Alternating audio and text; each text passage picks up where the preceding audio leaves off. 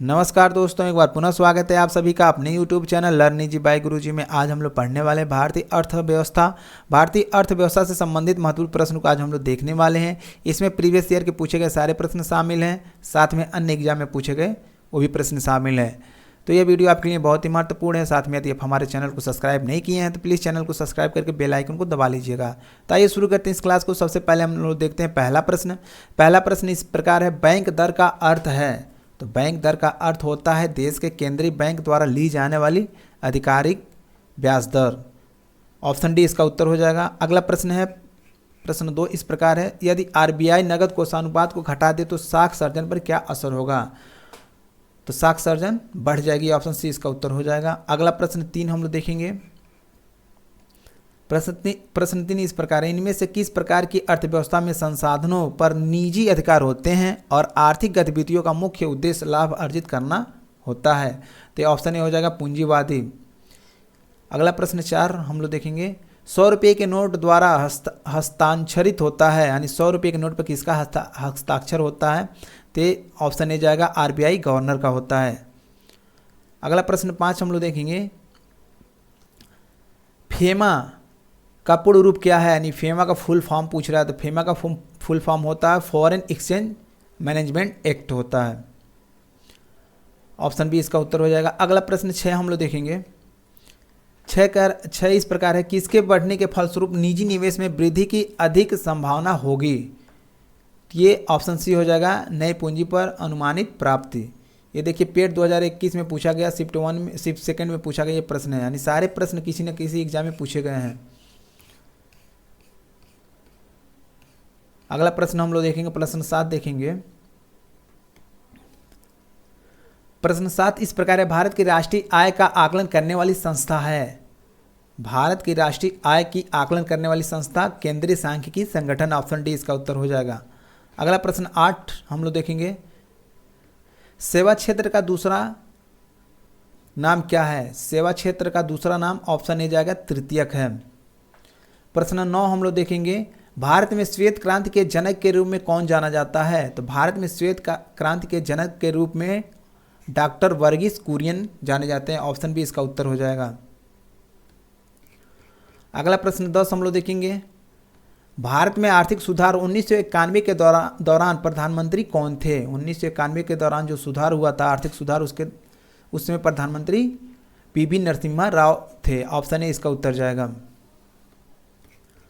प्रश्न 11 हम लोग देखेंगे। प्रश्न 11 इस प्रकार है, भारत की वर्तमान औद्योगिक नीति अधिक उन्मुख है। तो भारत की वर्तमान औद्योगिक नीति अधिक उन्मुख वैश्वीकरण की ओर है। ऑप्शन बी इसका उत्तर हो जाएगा। अगला प्रश्न 12 हम लोग देखेंगे, BIFR संबंधित है। तो BIFR संबंधित है रुग्ण औद्योगिक इकाइयों के पुनः निर्माण से। ऑप्शन ए इसका उत्तर हो जाएगा। प्रश्न 13 हम लोग देखेंगे, भारत में नई आर्थिक नीति कब अपनाई गई। तो भारत में नई आर्थिक नीति 1991 में अपनाई गई थी। ऑप्शन सी इसका उत्तर हो जाएगा। प्रश्न 14 हम लोग देखेंगे, भारत में नई औद्योगिक नीति की घोषणा का वर्ष था। तो ये इसका उत्तर हो जाएगा ऑप्शन बी 1991। अगला प्रश्न 15 हम लोग देखेंगे, कृषि उत्पादन बेचने के लिए एक नया मंच भारत सरकार द्वारा शुरू किया गया है। इस नए मंच को दिया गया नाम क्या है। तो इस नए मंच को दिया गया नाम है ई रकम।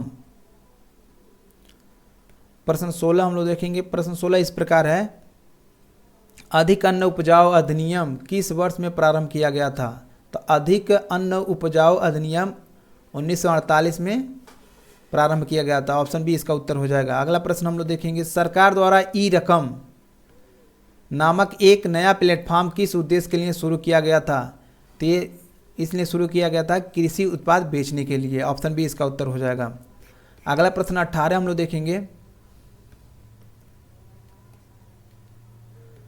भारत के सकल घरेलू उत्पाद 2009 में कृषि और संबंध क्षेत्र द्वारा कुल कितने प्रतिशत भाग का योगदान प्राप्त हुआ। तो भारत के सकल घरेलू उत्पाद 2019 में कृषि और संबंध क्षेत्र द्वारा 15.87% भाग का योगदान प्राप्त हुआ था। ऑप्शन सी इसका उत्तर हो जाएगा। अगला प्रश्न है 19, भारत में सार्वजनिक क्षेत्र के कार्यों के संदर्भ में निम्नलिखित में से कौन सा कथन सही है। भारत के सार्वजनिक क्षेत्र के कार्यों के संदर्भ में कौन सा कथन सही है। तो पहला कथन कह रहा है सार्वजनिक उपयोगिता संसाधन प्रदान करना, ये सही है। सामाजिक और आर्थिक ऊपरी पूंजी का निर्माण, ये भी सही है। संतुलित क्षेत्रीय और क्षेत्रीय विकास सुनिश्चित करना, ये भी सही है। समतावादी लक्ष्यों को आगे बढ़ाना, ये सही, यानी चारों ऑप्शन सही है। तो ऑप्शन सी इसका उत्तर हो जाएगा, पहला, दूसरा, तीसरा और चौथा। प्रश्न 20 हम लोग देखेंगे, सार्वजनिक निजी भागीदारी पीपीपी पर आधारित अवसंरचना विकास में पुनःलोकन तथा परिष्करण हेतु गठित समिति का अध्यक्ष कौन था। तो ये कौन थे, सार्वजनिक निजी भागीदार पीपीपी पर आधारित अवसंरचना विकास एवं पुनर्लोकन तथा परिष्करण हेतु गठित समिति का अध्यक्ष कौन था। तो बी, ये थे बी, ऑप्शन बी जाएगा इसका, बी केलकर थे। अगला प्रश्न 21 हम लोग देखेंगे। प्रश्न 21 इस प्रकार है, निम्नलिखित में से किस क्रांति ने तिलहनों के उत्पादन में वृद्धि उत्पन्न की है। तो ऑप्शन डी हो जाएगा, पीली क्रांति से तिलहनों के उत्पादन में वृद्धि हुई है। अगला प्रश्न हम लोग देखेंगे 22। प्रश्न 22 है, हरित क्रांति से भारत के कौन से राज्य सर्वाधिक लाभान्वित हुए। तो हरित क्रांति से पंजाब, हरियाणा और पश्चिमी उत्तर प्रदेश ज़्यादा लाभान्वित हुए, यानी ऑप्शन सी इसका उत्तर हो जाएगा। प्रश्न 23 हम लोग देखेंगे, दिए गए कोड की सहायता से हरित क्रांति के घटक चुनिए। तो हरित क्रांति में बीज उत्पादन देने वाली किस्म के बीज, ये भी सही है, और सिंचाई ये इससे संबंधित है। इसके बाद 2 ऑप्शन और हम लोग देख लेते हैं, 2 ऑप्शन क्या कर रहा है। तीसरा कह रहा है ग्रामीण विद्युतीकरण। तो क्या ग्रामीण विद्युतीकरण हरित क्रांति से संबंधित है, नहीं है। और ग्रामीण सड़कें और विपणन, ये भी नहीं है। तो ऑप्शन क्या हो जाएगा, ऑप्शन ये हो जाएगा केवल और 1 और 2। अगला प्रश्न 24 हम लोग देखेंगे, भारत की पंचवर्षीय योजना प्रणाली को रूस से अपनाया गया था, उस रूसी नेता का क्या नाम है जिसने पहली बार रूस में पंचवर्षीय योजना के दृष्टिकोण को लागू किया था। तो ये ऑप्शन बी जाएगा, ये थे जोसेफ स्टालिन ने।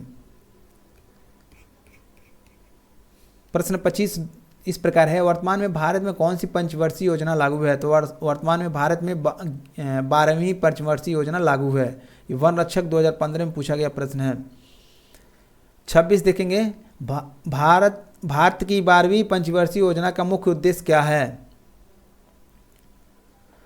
तो भारत का पंचवर्षीय योजना का मुख्य उद्देश्य तेज, सतत और अधिक समिति विकास है। ऑप्शन डी इसका उत्तर जाएगा। इसके बाद अगला प्रश्न हम लोग देखेंगे, प्रश्न 27। प्रश्न 27 इस प्रकार है, गरीबी हटाओ का नारा किस पंचवर्षीय योजना काल में दिया गया था। गरीबी हटाओ योजना आपको पंचवर्षीय योजना में दिया गया था। ऑप्शन ए इसका उत्तर हो जाएगा, 5वीं पंचवर्षीय योजना में। प्रश्न 28 हम लोग देखेंगे, मिश्रित अर्थव्यवस्था से तात्पर्य है।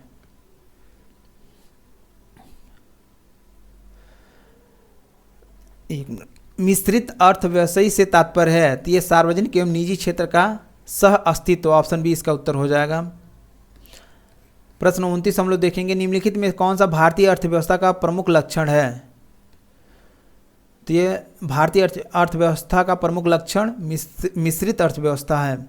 प्रश्न 30 हम लोग देखेंगे, आयात निर्यात एग्जिम बैंक स्थापित हुआ था। आयात निर्यात बैंक एग्जिम स्थापित कब हुआ था। तो 1982। ऑप्शन बी इसका उत्तर हो जाएगा। प्रश्न 31 हम लोग देखेंगे, रिजर्व बैंक ऑफ इंडिया की स्थापना किस वर्ष में हुई थी। तो रिजर्व बैंक ऑफ इंडिया की स्थापना 1935 में हुई थी। ऑप्शन डी इसका उत्तर हो जाएगा।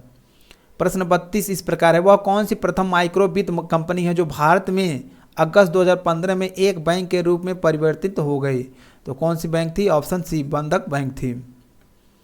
इसके बाद अगला प्रश्न हम लोग देखेंगे, प्रश्न 33। ऐसा राज्य जहां कोई क्षेत्रीय ग्रामीण बैंक नहीं है। ऐसा कौन सा राज्य है जहां कोई क्षेत्रीय ग्रामीण बैंक नहीं है। तो है सिक्किम। ऑप्शन ए इसका उत्तर हो जाएगा। प्रश्न 34 देखेंगे, वाणिज्यिक बैंकों के दूसरे राष्ट्रीयकरण में कितने बैंकों का राष्ट्रीयकरण हुआ था। तो 6 बैंकों का राष्ट्रीयकरण हुआ था। ऑप्शन सी इसका उत्तर हो जाएगा। प्रश्न 35 इस प्रकार है, जुलाई 2018 के अनुसार भारतीय रिजर्व बैंक के गवर्नर कौन है? तो जुलाई 2018 के अनुसार भारतीय रिजर्व बैंक के गवर्नर उर्जित आर पटेल थे। प्रश्न 36 हम लोग देखेंगे। प्रश्न 36 इस प्रकार है, संसद ने स्टेट बैंक ऑफ इंडिया के साथ कितने सहायक बैंकों को मर्ज करने के लिए स्टेट बैंक निरस्त और संशोधन विधेयक 2017 पारित किया था? तो 6 बैंक, इसका उत्तर हो जाएगा 6। प्रश्न हम लोग 37 देखेंगे। 37 इस प्रकार है, किस अधिनियम में एक ऐसा प्रावधान है जो भारत सरकार को भारतीय रिजर्व बैंक को निर्देश जारी करने का अधिकार होता है? तो ये ऑप्शन डी जाएगा, आरबीआई अधिनियम की धारा 7 के तहत ये अपने क्या कर सकता है, अपने गाइडलाइन, अपने निर्देश जारी कर सकता है आरबीआई बैंक। आरबीआई की जब स्थापना हुई तब इसका केंद्रीय कार्यालय कहाँ में था, किस जगह पे था? बेंगलुरु में था, पुणे, कोलकाता, बॉम्बे। तो कहाँ पे था ये? कोलकाता में। ऑप्शन सी इसका उत्तर हो जाएगा। प्रश्न 39 हम लोग देखेंगे, भारत में बैंकिंग लोकपाल के बारे में कौन सा कथन सही है? तो भारत में banking Lokpal reserve bank of India द्वारा नियुक्त एक वरिष्ठ अधिकारी है जो ग्राहकों की शिकायतों का समाधान करता है। ये सही है। केवल सार्वजनिक क्षेत्र के बैंक, ये केवल सार्वजनिक क्षेत्र के बैंक लोकपाल योजना के अंतर्गत आते नहीं। शिकायतकर्ता पर अवार्ड को पूरी तरह स्वीकार करना बाध्यकारी है, ये भी गलत है। नहीं, पहला सही है तो सब ये गलत हो जाएंगे। प्रश्न 40 हम लोग देखेंगे, भारत में इनमें से कौन सा बैंक सार्वजनिक क्षेत्र का बैंक नहीं है? तो ऑप्शन डी हो जाएगा, फेडरल बैंक नहीं है। फेडरल बैंक सार्वजनिक बैंक नहीं है। प्रश्न 41 देखेंगे, भारत में हरित क्रांति का प्रेरणा कौन थे? तो AM.S. स्वामीनाथन थे। प्रश्न 42 हम लोग देखेंगे,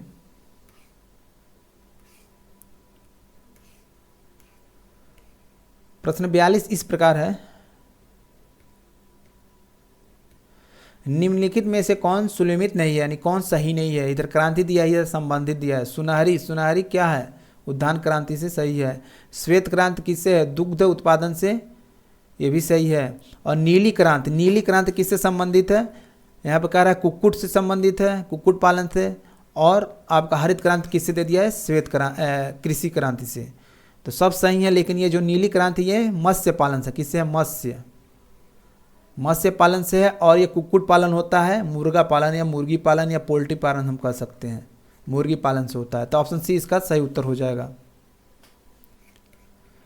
प्रश्न 43 हम लोग देखेंगे, हरित क्रांति का सबसे अधिक प्रभाव महसूस किया गया,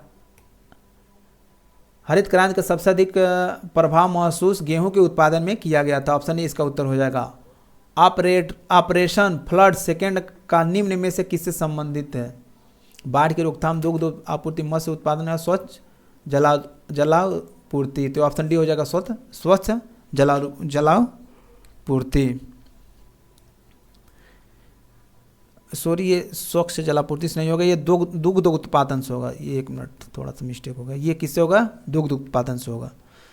प्रश्न 45 हम लोग देखेंगे, भारत में निम्नलिखित में से किस बैंक ने सर्वप्रथम इंटरनेट बैंकिंग सेवाओं का पेशकश की थी? यानी किस बैंक में सबसे पहले इंटरनेट बैंकिंग चालू हो गया था? तो वह बैंक था ऑप्शन सी, ICICI बैंक। अगला प्रश्न 46 है, भारत में सार्वजनिक क्षेत्र के बैंकों में सबसे बड़ा बैंक कौन सा है? तो सबसे बड़ा बैंक कौन सा है आपका? स्टेट बैंक ऑफ इंडिया है। ऑप्शन सी जाएगा इसका उत्तर। प्रश्न 47 हम लोग देखेंगे, the imperial bank of India को राष्ट्रीयकरण के पश्चात क्या नाम दिया गया? The imperial bank of India का राष्ट्रीयकरण के पश्चात भारतीय स्टेट बैंक नाम दे दिया गया। ऑप्शन डी इसका उत्तर हो जाएगा। प्रश्न 48 है, भारत में कृषि और संबंधित कार्यकलापों को निम्नलिखित किसके द्वारा सबसे अधिक उद्यान प्रदान किया गया है? सहकारी बैंक, वाणिज्यिक बैंक, क्षेत्र ग्रामीण बैंक या सूक्ष्म वित्तीय बैंक। तो ऑप्शन बी जाएगा, वाणिज्यिक बैंक। प्रश्न 49 है, कृषि निर्यात नीति 2018 का लक्ष्य वर्ष 2022 तक भारत के कृषि निर्यात को US तक बढ़ाना है। तो ये कितने तक बढ़ाना है? ऑप्शन बी जाएगा, 60 बिलियन से अधिक बढ़ाना है। प्रश्न 50 है, विशेष कृषि क्षेत्र स्थापित करने वाला पहला भारतीय राज्य कौन है? विशेष कृषि क्षेत्र स्थापित करने वाला पहला भारतीय राज्य कौन है? तो ऑप्शन सी इसका उत्तर हो जाएगा उत्तराखंड है। प्रश्न 51 हम लोग देखेंगे, इनमें से कौन सा भारत में कृषि विपणन के मुख्य दोषों में से एक नहीं है? तो ये हो जाएगा ऑप्शन सी अनुकूलन मंडी। इसके बाद अगला प्रश्न हम लोग देखेंगे, प्रश्न 52।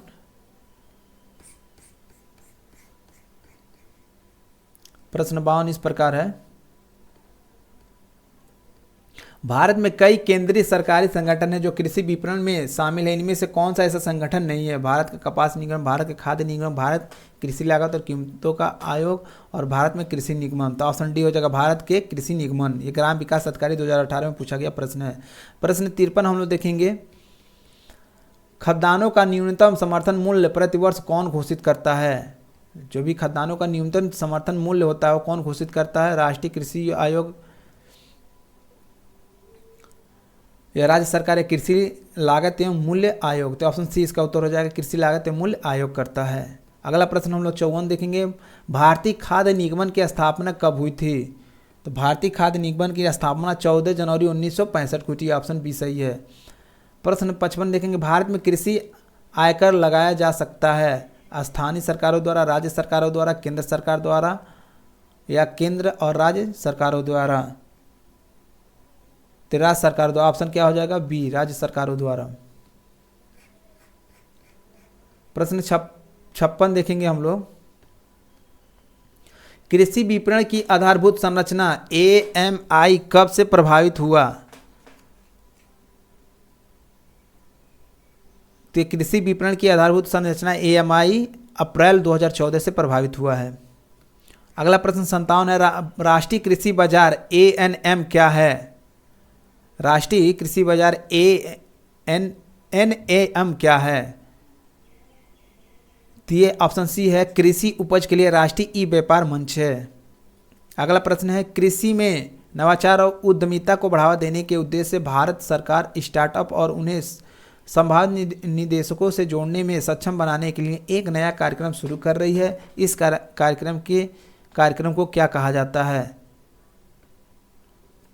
तो इस कार्यक्रम को कहा जाता है एग्री उडन कहा जाता है। एग्री उडन ग्राम विकास अधिकारी 2018 में पूछा गया प्रश्न है। अगला प्रश्न 59 है, शहरों के बाहर आर्थिक मुअस्सर बनाने के लिए मॉडल शहरी आधारभूत संरचना और सेवाएं ग्रामीण क्षेत्रों में स्थापित करने का प्रयास रखता है। कौन रखता है? ये पूरा रखता है। प्रश्न 60 हम लोग देखेंगे, कायाकल्प और शहरी परिवर्तन के लिए अटल मिशन अमृत किस मंत्रालय से अधीन है? तो ये ऑप्शन यही हो जाएगा आवास और शहरी मंत्रालय, यही सही है। प्रश्न 61 हम लोग देखेंगे,